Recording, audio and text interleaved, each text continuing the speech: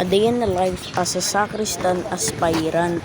Ngayon ay isang araw bago magpiesta ng San Juan Bautista at palakad na tayo papuntang parokya. Ang aking paglalakad papunta parokya ay isang video na nakaraan kasi di ako nakapag-record ngayon araw. Ayun na nga, nandito na tayo sa parokya. Halina tayo sa natin ang kagamitan para sa banal na misa na gagamitin na padre. Ito ang kalis. Ito ang una, kasunod lalagyan natin ang purificator. Yan. Ang altar cloth ngayon ay kulay verde, which means ordinary day. Sunod, button. And kasunod, big hose. Yan. Sunod, mali ang aking napiling palio. Kulay verde, kailangan natin palio. Yan.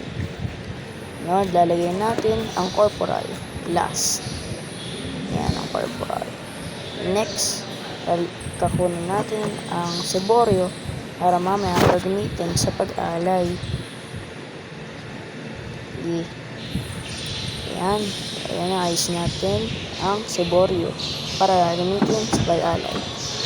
Lalagyan natin ito ang not consecrated host or hindi na consecrated na ostya.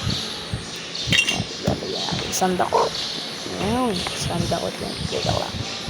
Yan, lalagyan natin guys. Lalagyan natin konti na yan. Okay na. Isa na lang.